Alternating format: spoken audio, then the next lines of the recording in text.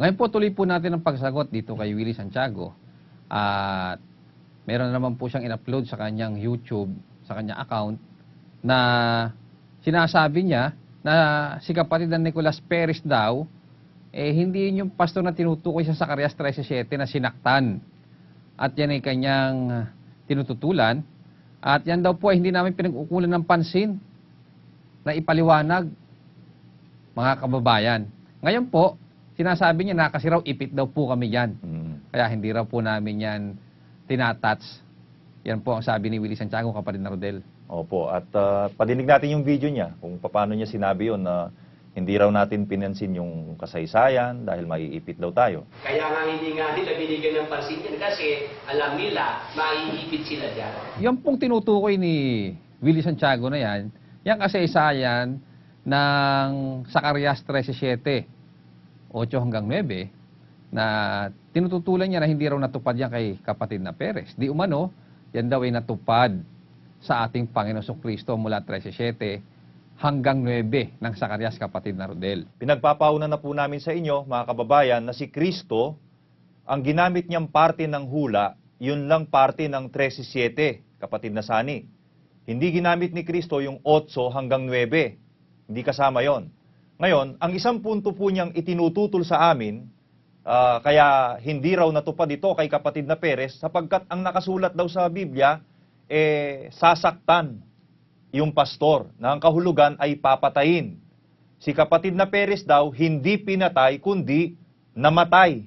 Yun ang kanyang katwirang, kapatid na Sani. Kaya nagtutumibay na siya ngayon sa kanyang paniniwala na hindi raw talaga natupad kay kapatid na Perez yun. Kaya ituloy natin yung kanya sinasabi, kapatid na Rodel, para mas maliwanag sa ating pong mga tagapanood at tagapakinig. Pinaliwanag nila sa Zacarias 13, 8 hanggang 9. Tapos yung 13:7, hindi raw po si Kristo ang pastor na sinaktan doon. Yan po ang sinabi niya, no? Na sinabi raw namin ni kapatid na Rodel na hindi raw si Kristo ang pastor na sinaktan doon. Meron ba tayong ganun sinabi, kapatid na Rodel? Wala tayong sinabing ganon, kapatid na Sani. Ang sinabi natin, yung Zacarias 13:7, yung part na yun ng hula, ginamit ng Panginoong Jesucristo yon. Nangyari talaga sa Panginoong Jesucristo yon dahil ang kinuha niyang parte ng hula, saktan mo ang pastor at ang mga tupa, mangangalat. Ito'y hula na natupad sa kanya at pwedeng matupad sa iba pang mga pagkakataon. Talaga naman pagka ang pastore sinaktan, nangangalat ang mga tupa. At yan ang pinaliwanag natin dun sa nakaraan nating discussion, kapatid na Rodel. Oo. Hindi naman natin itinatanggi yan Na sinabi natin na naganap yan sa ating Panginoong Kristo na siya yung pastor na sinaktan. Pero ang tutol natin sa sinasabi nito si Wilfredo Santiago, yung 8 hanggang 9 nitong 13 ng Zacarias, hindi yung kabuuan na natupad sa ating Panginoong Kristo. Oo, kapatid na Sani, dahil maliwanag naman ang kinuha lang namang hula ng Panginoong Jesucristo, 13:7, na yun ay pwedeng matupad kailanmat mayroong pastor at may bayan ng Diyos, may mga tupa, pagka yung pastor ay sinaktan, nangangalat ang mga tupa. Ang halimbawa pa nga natin si Apostol Pablo.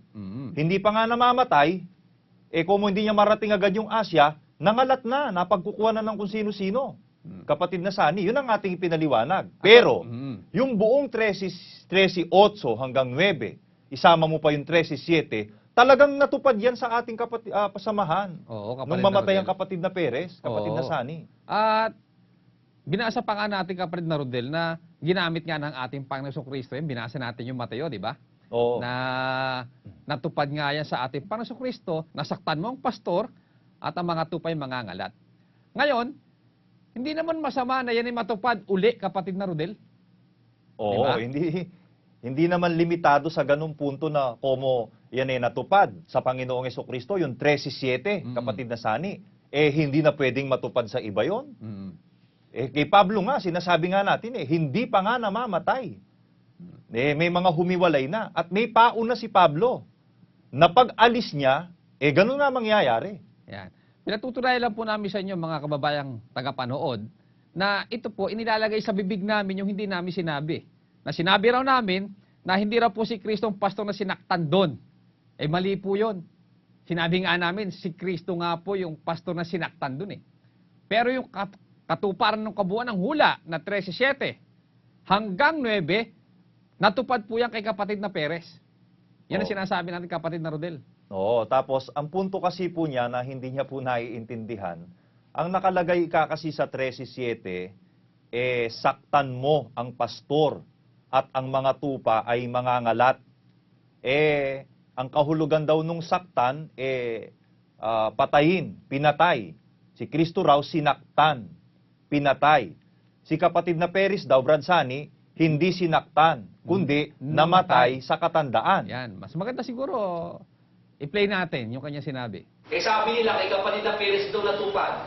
Sabi ko, yung pastor sinaktan, pinatay. Si kapatid na Perez, namatay. Tama ko ba, brother? Yan po ang sabi niya. Na, sabi nila, kay kapatid na Perez daw natupad. Ay sabi ko, yung pastor sinaktan, pinatay. Si kapatid na Perez, namatay. Sabay tawa. Sabay tawa. Tama ho ba? Ayan, nagtawanan na po sila. Mm. Pero, si kapatid na Perez, kapatid na Rodel, namatay naman talaga, di ba? Oo, namatay Hindi naman siya. natin tinatanggihan eh. Oo. Pero kung ba siya namatay, hindi ba siya sinaktan? Tingnan nga po natin sa Biblia kung anong kahulugan ng salitang, isa pang sitas na kababasahan natin ng salitang sinaktan. Kung ano kahulugan nun. Ano ibig sabihin ng sinaktan? Mm. Para patunayan po namin sa inyo na natupad yan kay kapatid na Perez din, kapatid na Rodel. Oo. Ito po, sa unang Samuel 25:38, at nangyari, pagkaraan ng may 10 araw, at sinaktan ng Panginoon si Nabal, na anupat siya'y namatay. Ayan. Ang sabi niya, si Kristo sinaktan. Si kapatid na Perez namatay. Kung di ka ba naman... Di ba? Yung sinaktan, namatay nga yun. Di ba? Yun. Kaya, pwede mong i-apply kapatid na Rodel na pagka namatay, sinaktan. Sino ba yung sumasakit, kapatid na Rodel? Pag isang tao halimbawa namatay, sino bang pumapatay? Basahin po natin sa Deuteronomio Kapitulo 32 at versikulo 39. Tingnan ninyo ngayon na ako, sa makatwid bagay ako nga at walang Diyos sa akin. Ako'y pumapatay at ako ang bumubuhay. Ako'y sumusugat at ako'y nagpapagaling at walang makaliligtas sa aking kamay. Ang sumusugat o yung sumasakit, kapatid na Sani, ang Diyos yun. Of course. Di ba? Siya rin ang nagpapagaling. Siya rin ang pumapatay at siya rin ang bumubuhay. Si kapatid na Perez namatay. Bakit siya namatay? Namatay siya sa kapangyarihan ng may kapangyarihan pumatay. Sino yon? Ang Diyos. Kaya si kapatid na Perez, namatay siya, malibang sabihin, pinatay siya ng Diyos. Tama yon, pareho yon. Ginugulo mo lang ang isip mo eh. Po Di ba? pwedeng mangyari yon. Na yung namatay, sinaktan ng Diyos dahil ang Diyos may ari ng buhay, siyang may kapangyarihan na pumatay. Oo. Kaya yung sinasabi mo, si Kristo sinaktan, di ba? Pinatay, si kapatid na Perez namatay. Sa Biblia, yung sinaktan, namatay nga yun eh. At ang Di isang ba? katunayan pa niyan, mababasa mo rin niya sa gawa eh. Nakatunayan na yung sinaktan, namatay nga. Oo, basahin po natin ang Gawa 12:23.